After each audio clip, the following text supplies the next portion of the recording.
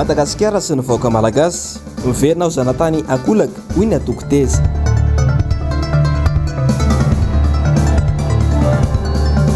Mpampianatra eto Madagasikara tsy omeny fanjakana lanja hoy ny FIPAFRAM.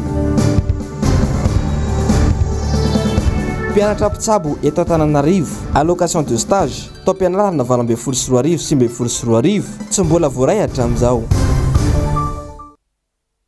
Tompoko lahy sy tompoko vavy ankafaliana sy ampanajana indray no tsy diako ny tokantranonao ato anatin'ny fampalalam-baovao ny MPS manasanao ampanajana sy ampitiavana anaraka hatramin'ny farany ny fampalalam-baovao. Fananeho ny tsy fakasitrahany amin'ny tsy famalinan'ny fitakiny androany ny mpianatra ho mpitsabo eto Antananarivo nisy androany ny hetsika nataon'izy ireo tena katso io maraina io. Ary ao fanadadiana entin'ny Jessica Miray eo amin'ny sariny Andry Rakotomalala.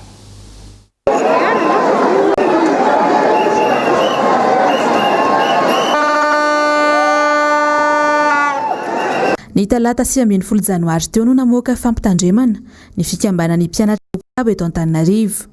Mitaky ny amoahana ny tamokaraman'izy ireo hatramin'ny taom-pianarana 2024 sy 2025 sy ny vatsim-pianarana. Tato anatin'ity taratasy ity ihany koa dia nilaza ny mpianatra fa raha tsy mivaly izany dia hisy ny hetsika ho ataon'izy ireo androany. Nisy tokoa ary ny hetsika io maraina io tetỳ Ankatso. Efa nisy ny fitakina nataonay, efa nisy fangatana fionana moa zany tena natonga ny faneho-kevitra androany dia efa nangataka fionana foana zahay teo ny fiadidin'ny université nanomboka ny décembre 2020 fa mbola tsy nisy valana ka raha tsy nihetsika ohatr'izay nametraka taratasy teny amin'ny ministera fampianarana ambony dia tsy nahazo valo mahafa-po ohatr'izao. Efa nisy araka izany fanomezan-toky avy amin'ny tompon'andraikitra isan'antokony fa hovaliana amin'ny herinandro ny fitakian'izy ireo. Saingy manamafy ny fitakiana hatrany ireto mpianatra fa itony hetsika raha fampandriana drisa fotsiny toy ny teo aloha hatrany no misy. Mazava ho azy moa fa ny fikambanan'ny mpianatra ho mpitsabo dia tsy mitady ny kotana na mitady ny fahafilaminana sy fitoniana ihany fa nefany araka ny ohatran'ny fitakiana rehetrarehetra rehefa tsy mivaly ilay izy dia tsy maintsy andray fepetra ihany izay eto anivon'ny fikambanan'ny mpianatra ho mpitsabo fa mino anefa fa efa hivaly daholo ireo an'ireo. Mino fa tsy tokony ho tonga amin'izany ary manantena fa tsy voatery ho tonga amin'izany. Ny tambon-karamana ny allocation de stage, ny vatsim-pianarana ary ny tokony sy ny fifampiresahana mivantana eo amin'ny mpianatra sy ny fiadidin'ny université no fitakiana ireto mpianatra ireto. Marina moa fa ny mpianatra mpitsabo eto Antananarivo sy Fianaratsoa ihany no nandray io allocation de stage io. Eo amin'izay vaovao ny fampianarana trany dia mitaky hatrany ny fampitoviana ny samy mpiasa eo anivon'ny ministera misy azy ireo ny mpampianatra FRAM sy ny mpampianatra contrat actuel izany naira mbola tsy mpiasa mpanjakana raikitra. Nisy moa androany ny fanadidinana nataon'ny mpanao gazetinay Nambintsovely Sitraka teo amin'ny sariny Mateo Prince momba izay. Mbola mijanona olana goavana sedrain'ireo mpampianatra FRAM sy mpampianatra tsy mpiasa mpanjakana raikitra amin'izao ny tsy fanomezan'ny fanjakana asin'ny mpampianatra raha ny fianazavany teo anivon'ny fikambanan'ny mpampianatra FRAM na ny FIPAFRAM izany. Eo ihany koa ny kitrano an-trano araka ny fahitan'izy ireo azy manoloana ny fandraisana ho mpiasa-mpanjakana. Tsy voaja ny lamy mapetraka ny ministera ny fanabeazam-pirenena eo amin'izay isan'ny mpampianatra raisina ho mpiasa-mpanjakana izay ka hanaovany eo anivon'ny FIPAFRAM Antsoavo manokana. Ny olana amin'ny fanabeazana araka nambara teo dia eo ny atao hoe olana makasika ny recrutement izany izay makasika an'izany rehetrarehetra. Eo ny fepetra 0 ariary, eo ny vacation tara, eo ny karamasahazy io zany vao sehatra amin'io ny tsy miakina vao sehatra amin'izay ihany koa indrindrindrina atỳ amin'ny sekolim-panjakana ao anatin'izay rehetrarehetra izay. Marihana fotsiny zany amin'ity 0 ariary ity arak'ilay misy eto amin'ny tension firenena toedra raha misy amin'izao fotoana izao tsy hitondranay jerikihana zany le hoe 0 ariary. Hitondranay jerikihana zany dia ilay fepetra miaraka aminy tsy nisy mesure d'accompagnement any ka lasa atao hoe tsy misy mpanolontsaina ve zany mpanolontsaina toy ny tenety izay syndicat moa ve izay zany tsy nanolontsaina an'ilay ministera hoe zao ne mba mety fizay loha zany dia milaza fa tsy nankalana hevitra dikan'izay zany mahatsiaro tena ihany zay natao ohatra ny akilabao zany tsy nangalana hevitra amin'ity zavatra ity kanefa tena niteraka korotana zany ilay fepetra 0 ariary satria ny mpampianatra rehefa tsy mandray karama zany dia misy fiatraikany any amin'ireo mpianatra fandeha fampianarana. Eo ihany koa zany ny fitaovana sekoly anankiray ne misy ny budget de fonctionnement anatin'ny herintaona misy amina miliary kanefa ny volamena fanjakana anatin'izay enina tapitrisa ariary dia ao anatin'izany hoe izy hoe fampianarana andeha anatin'izany zavatra izany. Hitan'izy ireo vaolana araka izany ny fanitsiana ireo tambi-karama ifanaraka amin'ny filany tsirairay ary arakaraka ny diploma ananany. Eo koa ny vidim-piainana izay misondrotra hatrany kanefa tsy mifanaraka amin'izay akory ny karama sy ny tambi-karama. Ankoatr'izay, tokony hitovy ny mari-karama raisin'ny mpiasa mitovy diploma eny anivon'ny ministera hoy ny teo anivon'ny vovonana ivondronan'ny sendikan'ny fampianarana eto Madagasikara na ny PAZEM izany. Ny fanjakana zao dia teny fa ny razo raisin'ny mpampianatra vaovao ny tenintsika eto dia ny olona manana baka manana fifanana pedagojika farafahakeliny valo herinandro. Mpampianatra vaovao zany na frama io na tsy frama dia tokony izay. Fa ho an'le frama perinasa izay tena nanana bibina ohatran'izany dia anjaran'ny fanjakana ny tokony anezaka azy anatratrany avo dia davon'izay.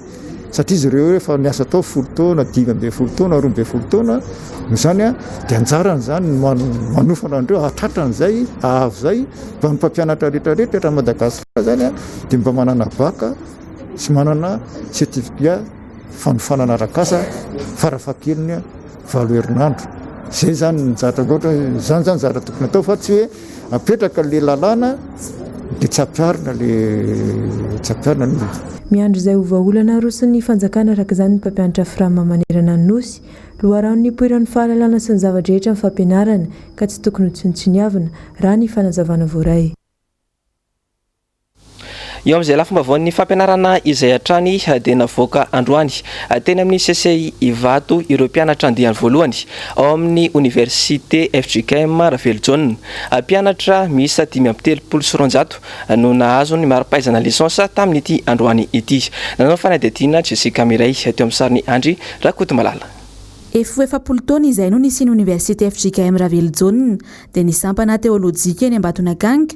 Misy ihany koa ny sampana fahasalamana eny Ambatobevanja ary ny etsy Ampandrana. Mpianatra miisa 700 avy amin'ny Université Raveljon etsy Ampandrana no navoaka androany nahazo ny mari-pahaizana lisansa misalotra ny andiany santatra. Sampam-pampianarana sivy no hita etsy amin'ny Université Ampandrana. Misy ny amin'ny lalàna fitantanana gestion sy droit, misy ny informatique communication multimédia, misy koa ny environnement, dia misy ny agronomie sy BTP, misy ny tourisme sy ny langue anglaise. Efa manana habilitation 100% ny sampana rehetra ho aminy. Vaovao ny sosialy kosa indray no entsika maneho ny fiarana amin'ity ariva ity. Nanao tatitra mikasika ny vokadratsy nateraky ny rivo-doza Eloiza ny teo anivon'ny PNGRC androany ariva. Ny tany Antala sy ny tany Boeny ary Analanjorofo no tena anisan'ny tondra faisana betsaka indrindra tamin'ity fandalovana ity rivo-doza ity. Ary ny fanadihadiana entiny NambitsoVersitraka eo amin'ny sariny Mateo Prince. Ray no maty ary natratra 4,720 ireo trabona nandritra ny fandalovan'ny rivo-doza Eloizy teto Madagasikara. Isan'ny voakasika indrindra tamin'izany ny tao amin'ny faritra Analanjorofo, Boeny, Melaky ary nisy ampahany tany Sava. Araka ny tatitra voaray teo anivon'ny BNGRC dia nandalo tao amin'ny Cap Saint-André Eloizy tamin'ny 7 maraina teo. Miamana lavitra ny morontsiraka Madagasikara ilay rivo-doza araka izany saingy mbola aray maso akaiky ireo faritra nandalovan'ireo manoloana ny orana izay hita fa mbola betsaka tokoa. Mbola mijanona foana ny fitandremana amin'ny resaka orana satria dia tena mbola mitoetra zany orana zany amin'ny faritra Boeny sy Melaky ary mbola misy ihany rivotra mahatratra eo amin'ny 10 hatramin'ny 70 kilometatra manodidina an'ireo côte amin'ireo faritra ireo. Ka dia tanana lalamandrakariva zany mampiasa ny morontsiraka iny hitandrony lalandava.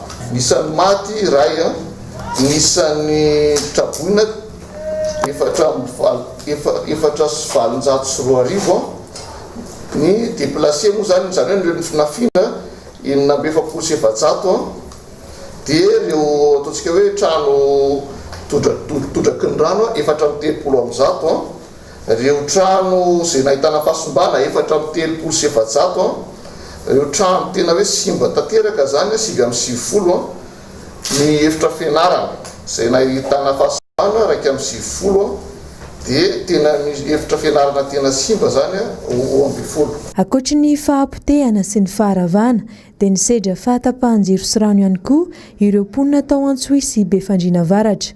Voaterina ato tsy nianatra aloha ireo mpianatra tany maro Antsetra sy Mananara Varatra noho ny faharavana sy fahasimban'ny efitrano fianarana ka mbola andrasana ny fandraisana an-tanana izany izay vao afaka hiverina an-tsekoly indray ireo mpianatra raha ny fanazavana. Raha ny amin'ny fanampiana indray dia nolazainy teo anivon'ny BNGRC fa efa misy any an-toerana. Fanampiana zany ny any an-toerana efa nifandray tamin'ny tany an-toerana zay ho an'ireo déplacé ny tany amin'ny sita misy mandray an-tanana zany ny toerana dia ny secteur koa efa mandray fepetra ho an'izao trabony ny toerana. Marihana fa reo trabonao reo somary mandalo ihany reo fa tsy tena le mijanona ela be satria misy mipetraka amin'ny fianakaviany dia misy zany le tena tsy manana rava-trano tena tsy maintsy miraisina any amin'ny site d'hébergement. Atsilaza tsy maro Antsetra efa mifandamina ny tompona andraikitra ao toerana zany ny ao amin'ny site d'hébergement anomizana sakafo amin'ny zareo aloha vonjo maika ihany. Efa miala tsikelikely amin'ireo site reo ataontsika hoe le déplacé reo ka dia efa izay koa moa vaty be mifandray mivatana amin'ny zareo amin'izay fanampiana mety ilaina. Vaovao ny kolotsaina kosa indray dia nisy mpanakanto iray naneho ny heviny mikasika ny fandrosoan'ny tontolon'ny mozika sy ny fahitany ny tontolon'ny mozika eto Madagasikara ankehitriny.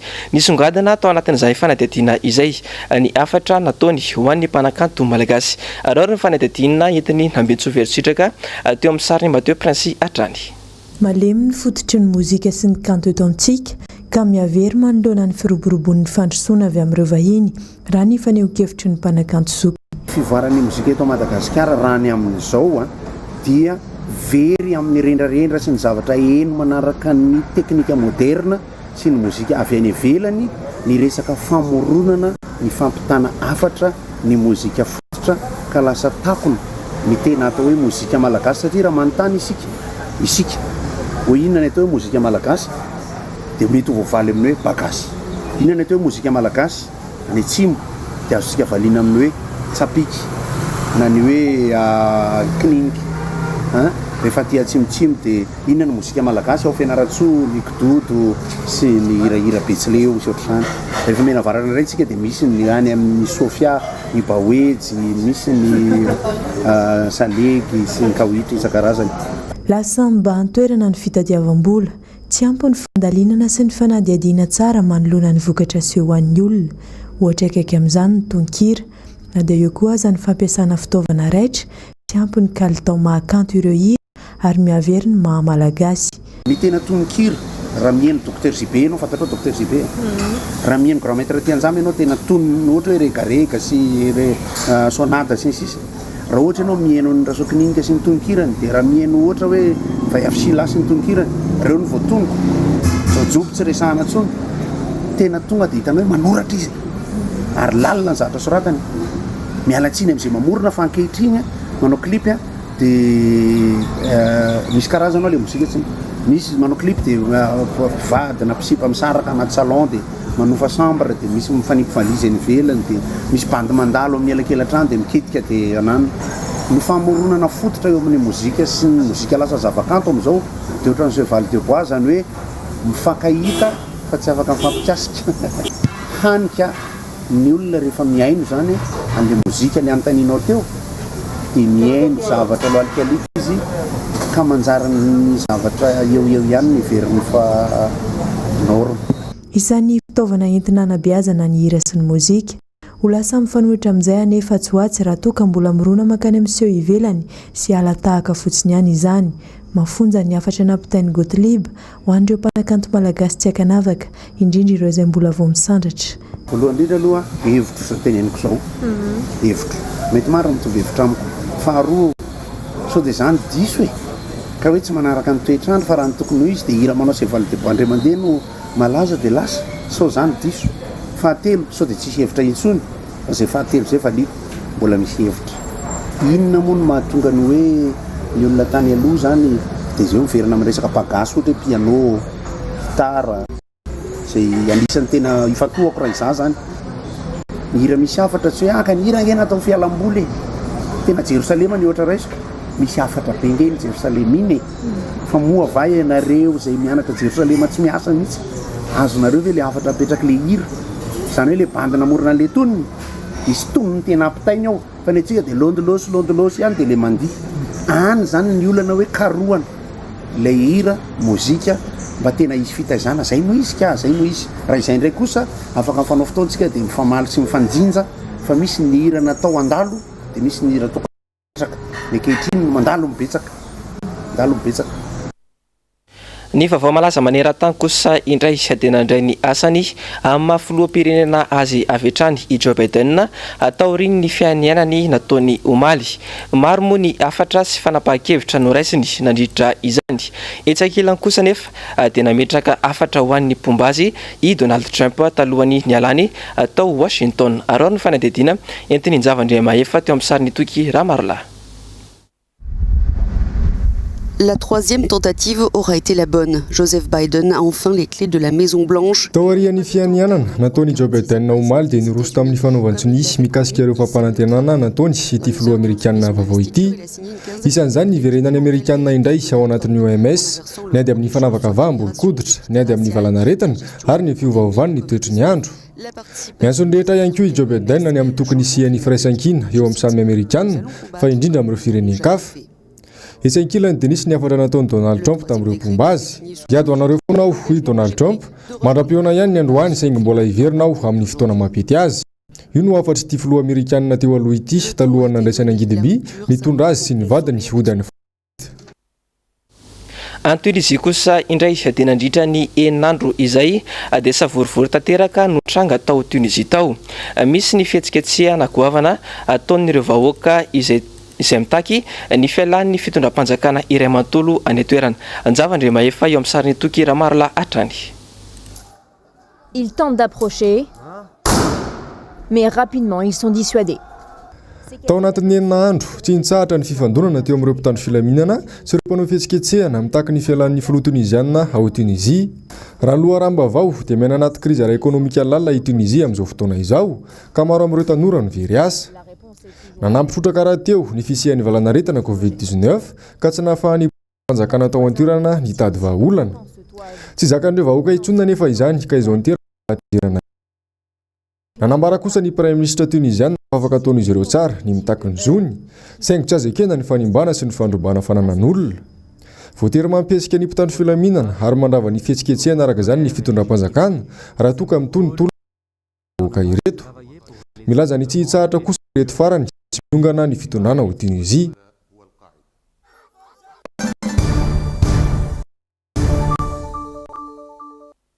Vaovao ny politika kosa indray dia malona ny fiainam-pirenena ankehitriny dia nivoaka tamin'ny fanginany androany ny filohany antoko-teza. Nambarany fa ity fitondram-panjakana ity no tena mampidikizo ny vahoaka malagasy. Janoary eo amin'ny sariny tahirinena Ranarnirina. Fahambaraka no azon'ny Madagasikara manerana izao tontolo izao, hoy ny filoha nasionaly ny antoko-teza. Noho ny fisehosehoana diso tafahoatra ataon'ny mpitondra no mahatonga izany. Tsy misy famakafakana lalina sy fototra tena iangana amin'ny zavatra atao eto amin'ny firenena. Sarotra ny tena inona hoy ity mpampianatra mpikaroka eny amin'ny université an'Ankatso ity, fa misy ny fanafody izay tena mahasitrana ny tsebokaretina coronavirus. Ary zavatra mahagaga ary mampalahelo ary mampomea vao tsisy ray volana akory 21 mars 2020 tonga teto ny coronavirus dia ray volana aoriana dia midadaka ny fitondrana hoe tsika nahita fanafody na coronavirus, tsika nitsabo an'izao tontolo izao. Nino satria mba niverina sasany fa olona matotra ny mpitondra teto amintsika mba tonga ny Afrikanina hoe hividy debe ny nandefa taty. Izao dia afa-baraka Madagasikara, afa-baraka satria zavatra tsy mitombona akory. Ary deto amin'ny teny aminareo fa resaka charlatan fotsiny le izy, ary mampalahelo ilay honneur na voninahitry ny firenena malagasy potika midedaka ianao hoe zahay dia nahita an'le izy zao. Imezan'ny olona any velany Madagasikara amin'izao fotoana izao. Raha nisy tena hoe efikasy re verina tatiro Afrikanina rehetra ireo ary tsy nisy ny aretina mikasika ny coronavirus tany aminy, fa mampalahelo zany ny fomba hitondrana ny firenena dedaka amin'ny tsisy dikany akory dia le honneur na ny voninahitra le firenena malagasy mipotika vokatr'ireny zavatra ireny. Miverina miaina ao anatin'ny fanjanahana ankolaky Madagasikara amin'izao fotoana izao, ho hiatrany ny nambarany. Tetika efa matipaika ny nampantaniana ny filoha ankehitriny io hitantana ny firenena. Tsy mahagaga hoy ny nambarany, raha toy izao ny hafarany ny vahoaka malagasy. Ny frantsay tena ny orchestré an'ireny fifidianan'ireny mampandana nga i Andry Rajoelina, zany hoe mba hiblokena ny président Ravalomanana tsy ho lany. Dia izy ny orchestré azy dia ambadika nametraka amin'ny prime ministre ny aty amin'ny ACC moa olony frantsay io président ny ACC io ny aty amin'ny CENI moa hitatritra ny zavatra nataon'ireny, ary ministère ny intérieur zay tena mikirakirany fifidianan'io akolaka dia olony Andry Rajoelina. Ka tsy mahagaga tamin'ireny na dia ohatra izy mety ho tian'ny olona araka ny tokony izy président Ravalomanana le olona manao manœuvre manodidina an'ilay fifidianana, le acteur manipulateur an'ilay fifidianana olona frantsay daholo ny résultat reny ny vokany. Ka monsieur Christian Say araka ny fahafantarana ity zazy dia anisan'ny olona frantsay, ary mety ho asolon'ny frantsay an'ilay Andry Rajoelina atsoatsy. Eritreritry ny teza aloha zay mety ho marina sao diso fa ny analizinay dia mandeha makamin'izay. Fatahorin'ny tatitra izay nataon'ireo olona momba ny fampidirana antsokosoko fitaovam-piadiana mahery vaika izay nataona candidat iray mialohan'ny fifidianana filoham-pirenena iny, dia naneho ny heviny sy nitondra fanazavana momba izany indrindra ny kolonely sady solombavambahoaka iray androany. Janoary Janoary eo amin'ny sariny tahirinena raha nary nirina hatrany. Mizara telo mazava tsara ny fitaovam-piadiana hoy ny kolonely no sady solombavambahoaka ny Madagasikara Mbs Alakamisy. Misy ny fitaovam-piadiana ho an'ny tafika, ny fitaovam-piadiana ho an'ny fiazana, ary ny fitaovam-piadiana ho an'ny fiarovantena ny olon-tsotra. Zavatra mitranga ohatran'io zany dia ama chef suprême ny des armées ny filohan'ny pirenena dia anjara miaraka amin'ireo atao hoe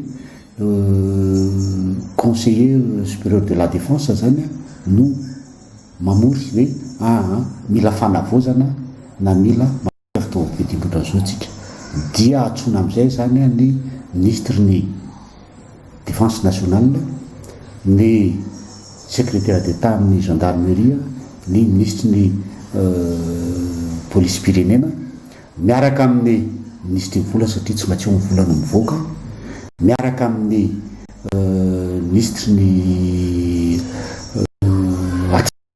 satria tao anatin'ny administration territoire tondrana an'ilay izy, ary tsy maintsy atrehan'ny prime ministre satria tady tsara fa ny prime ministre amin'ny lehibe amin'ny administration. Dia rehefa tavavory zany reo dia miaraka amin'ny atao hoe conseiller midinika amin'izay inona no fitaovam-piadiana, dia misy adiny kely tsy maintsy tafiditra koa ny ministre ny raramba iny satria tady tsara fa ilana amin'ny resaka relation diplomatique izay mahafantatra hoe ary tokony hividianana ny ro fitaovan'ireo sy ny resaka mombamomba ny patakady rehetrarehetra amin'ny resaka fividianana io dia tsy maintsy ilaina koa ao ny raramba iny.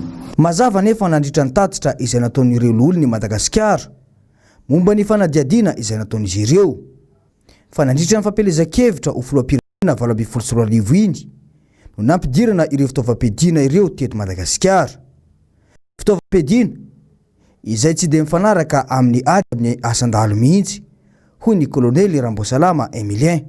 Tsy ireny fitaovana ireny mihitsy nety nanao aza ahafahana miady amin'ny asan-dalo ito, fa efa nanao fandroto nasional no afakirena, ary ny afakirena dia atao hoe ohatrany hoe any amin'ireny toerana semi désertique any atsimo rena zay tamin'ny malalaka be, fa raha tany anadalo zany dia tsy maintsy mandeha tongotra mandeha amin'izany vao afaka na vidy hélicoptère dia ataoko hoe tsy hélicoptère mitondra olona roa telo koa, fa hélicoptère mazaka olona any amin'ny hoe groupe anankiray zany groupe. Mialohan'ny fivoahany voka-pifidianana ho hiatrany ny nambarany soa ihany fa olon-kendry ny filomarika Ravalomanana ary mitsinjo ny vahoaka malagasy. Soa ihany isika fa ary zay dedim-pitsarana voaka ny ACC ary nahita ary amin'izao fotoana izao fa nisy tokoa ny doublon zay tamin'izany fotoana izany dia lazaina hoe tsy marina zany fa nareo tsy mahazaka risy dia hita izao mitranga amin'izao fotoana izao anisan'le